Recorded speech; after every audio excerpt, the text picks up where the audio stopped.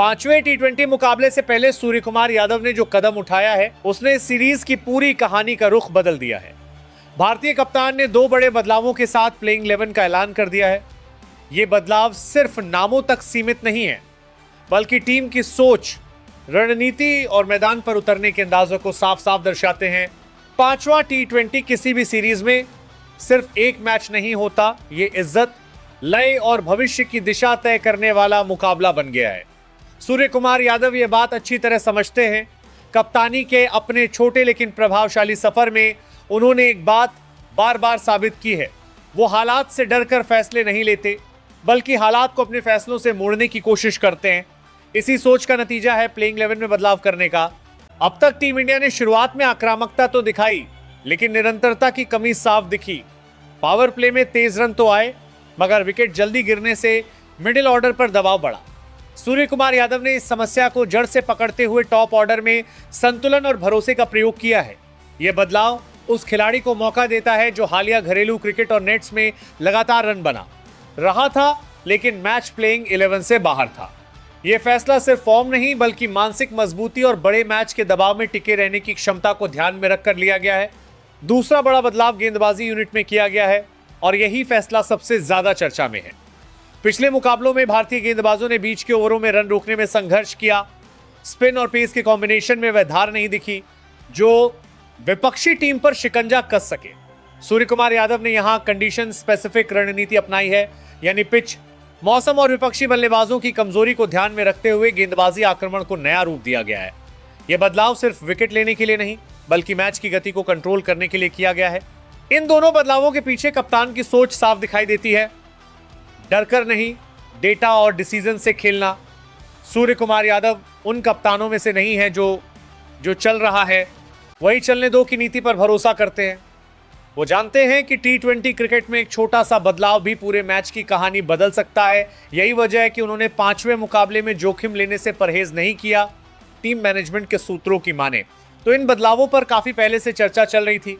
चौथे टी20 के बाद हुई मीटिंग में हर खिलाड़ी के रोल, उसकी मैच, इंपैक्ट वैल्यू और फील्डिंग योगदान तक का विश्लेषण किया गया। सूर्य कुमार यादव ने खिलाड़ियों से खुलकर बात की, उनकी राय सुनी और फिर अंतिम फैसला लिया।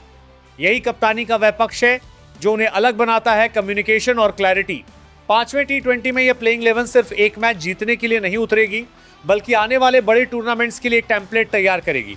कौन खिलाड़ी दबाव में टिक सकता है, कौन आखिरी ओवरों में मैच पलट सकता है और कौन गेंदबाज मुश्किल वक्त में कप्तान का भरोसा बन सकता है, इन सभी सवालों के जवाब इस मुकाबले में मिलने वाले हैं। फैंस के लिए यह मैच इसलिए भी खास है क्योंकि सूर्य कुमार यादव की कप्तानी में टीम इंडिया एक अलग पहचान बना रही है। यह टीम नामों से नहीं, भूमिकाओं से खेलती है। हर खिलाड़ी जानता है कि उससे क्या उम्मीद है और कब उसे जिम्मेदारी उठानी है। 5वें टी20 की प्लेइंग 11 इसी सोच का विस्तार है। तो कप्तान सूर्य कुमार ने 5वें टी20 में न्यूजीलैंड के खिलाफ कौन कौन खिलाड़ी को मौका दिया है। नंबर 1, ईशान किशन। ईशान किशन भारतीय क्रिकेट के उन बल्लेबाजों में गिने जाते हैं जो मैदान पर उतरते ही मैच की दिशा बदलने की क्षमता रखते हैं। बाएं हाथ के इस आक्रामक विकेटकीपर बल्लेबाज की सबसे बड़ी ताकत उनकी निडर सोच है। ईशान पावर प्ले में जोखिम लेने से नहीं डरते और तेज शुरुआत देकर गेंदबाजों पर दबाव बना देते हैं। विकेट के पीछे उनकी फुर्ती और स्टंपिंग की तेजी कई बार मैच में निर्णायक साबित हुई है। लंबे समय बाद टीम में लौटने के बाद ईशान खुद को साबित करने के लिए और ज्यादा भूखे नजर आते हैं। जब ईशान लय में होते हैं तो किसी भी गेंदबाजी आक्रमण को कमजोर कर सकते हैं। नंबर 2, संजू सैमसन। संजू सैमसन भारतीय टीम के सबसे तकनीकी रूप से सधे हुए बल्लेबाजों में से एक माने जाते हैं। उनकी बल्लेबाजी में क्लास और टाइमिंग का बेहतरीन मिश्रण देखने को मिलता है। संजू बड़े शॉट्स खेलने के साथ साथ पारी को संभालने की कला भी जानते हैं। विकेट कीपर के रूप में उनका शांत स्वभाव गेंदबाजों को आत्मविश्वास देता है। कई बार सीमित मौकों के बावजूद संजू ने यह दिखाया है कि उन्हें अगर निरंतरता मिले तो वे लंबे समय तक टीम की रीढ़ बन सकते हैं। नंबर 3, श्रेयस अय्यर। श्रेयस अय्यर आधुनिक भारतीय मध्यक्रम की एक मजबूत कड़ी हैं। स्पिन गेंदबाजों के खिलाफ उनकी बल्लेबाजी उन्हें खास बनाती है। श्रेयस दबाव में भी शांत रहकर स्ट्राइक रोटेट करना जानते हैं और सही मौके पर आक्रामक रुख अपनाते हैं। उनकी कवर ड्राइव और पुल शॉट दर्शकों को खासा पसंद आते हैं। चोटों से वापसी के बाद श्रेयस में पहले से ज्यादा परिपक्वता दिखी है। वह न सिर्फ रन बनाते हैं बल्कि टीम की पारी को सही दिशा में आगे बढ़ाने की जिम्मेदारी भी निभाते हैं। नंबर 4, कप्तान सूर्य कुमार यादव। सूर्य कुमार यादव मौजूदा दौर के सबसे इनोवेटिव बल्लेबाजों में से एक हैं। कप्तान के रूप में वह मैदान पर आत्मविश्वास और आजादी का माहौल बनाते हैं। उनकी बल्लेबाजी पारंपरिक शॉट्स की सीमाओं को तोड़ती है, जहां 360 डिग्री में रन बनाना उनकी पहचान है। सूर्या किसी भी परिस्थिति में मैच का रुख पलटने की क्षमता रखते हैं। कप्तानी करते हुए वह खिलाड़ियों को खुलकर खेलने की छूट देते हैं, जो टीम के प्रदर्शन में साफ दिखता है। नंबर 5, रिंकू सिंह। रिंकू सिंह भारतीय क्रिकेट में मेहनत और संघर्ष की मिसाल बन चुके हैं। निचले क्रम में आकर मैच फिनिश करना उनकी सबसे बड़ी ताकत है। रिंकू दबाव से घबराते नहीं, बल्कि ऐसे हालात में और ज्यादा निखर कर सामने आते हैं। उनकी बल्लेबाजी में ताकत के साथ साथ समझदारी भी झलकती है। आखिरी ओवरों में बड़े शॉट खेलने की उनकी क्षमता विपक्षी टीमों के लिए खतरे की घंटी बन चुकी है। रिंकू ने कम मौकों में खुद को भरोसेमंद फिनिशर के रूप में स्थापित किया है। नंबर 6, हार्दिक पांड्या। हार्दिक पांड्या भारतीय टीम के सबसे प्रभावशाली ऑलराउंडर्स में से एक हैं। उनकी मौजूदगी से टीम को संतुलन मिलता है। हार्दिक तेज रन बनाने के साथ साथ जरूरत पड़ने पर अहम ओवर भी डाल सकते हैं। उनका आत्मविश्वास और आक्रामक अंदाज विपक्षी टीम पर मानसिक दबाव बनाता है। चोटों के बाद वापसी करके हार्दिक ने यह साबित किया है कि वे बड़े मैचों के खिलाड़ी हैं। मैदान पर उनका जोश और लीडरशिप क्वालिटी टीम को अतिरिक्त ऊर्जा देती है।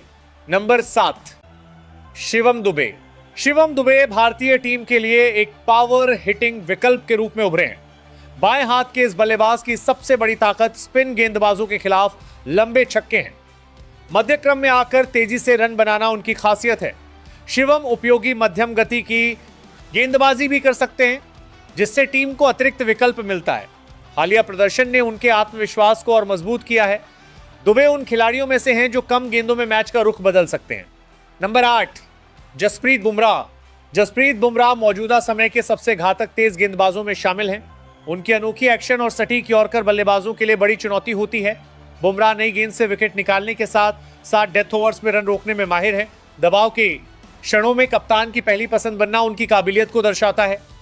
फिटनेस से वापसी के बाद बुमराह पहले से ज्यादा खतरनाक दिखे हैं। उनका अनुभव टीम इंडिया की गेंदबाजी की रीढ़ है। नंबर 9, अर्शदीप सिंह। अर्शदीप सिंह ने बहुत कम समय में भारतीय टीम में अपनी खास पहचान बना ली है। बाएं हाथ के इस तेज गेंदबाज की सबसे बड़ी ताकत डेथ ओवर्स में सटीक गेंदबाजी है। अर्शदीप स्विंग और धीमी गेंदों का बेहतरीन इस्तेमाल करते हैं। दबाव में भी वह शांत रहते हैं, जो उन्हें खास बनाता है। नई गेंद से विकेट निकालना और आखिरी ओवरों में रन रोकना उनकी जिम्मेदारी होती है। अर्शदीप भविष्य के लिए भारत की तेज गेंदबाजी का मजबूत स्तंभ माने जा रहे हैं। नंबर 10, कुलदीप यादव। कुलदीप यादव भारतीय टीम के मुख्य कलाई के स्पिन गेंदबाज हैं। उनकी गुगली और फ्लाइट बल्लेबाजों को लगातार भ्रम में डालती है। कुलदीप मध्य ओवरों में विकेट निकालकर मैच का कंट्रोल टीम के हाथ में ला देते हैं। वापसी के बाद उन्होंने अपनी लाइन, लेंथ और आत्मविश्वास में जबरदस्त सुधार किया है। बड़े बल्लेबाजों को फंसाना उनकी खासियत है। कुलदीप का अनुभव और चतुराई सीमित ओवरों के क्रिकेट में भारत के लिए बेहद अहम हथियार है। 11, वरुण चक्रवर्ती। वरुण चक्रवर्ती भारतीय टीम के सबसे रहस्यमयी स्पिन गेंदबाजों में गिने जाते हैं। उनकी गेंदबाजी का अंदाज बल्लेबाजों के लिए पढ़ पाना आसान नहीं होता। वरुण अलग अलग वेरिएशन के साथ लगातार प्रयोग करते हैं। पावर प्ले और मध्य ओवरों में विकेट निकालने की क्षमता उन्हें खास बनाती है। उनका शांत स्वभाव और सटीक रणनीति टीम को फायदा पहुंचाती है। जब वरुण लय में होते हैं तो बड़े बड़े बल्लेबाज भी गलतियां करने पर मजबूर हो जाते हैं।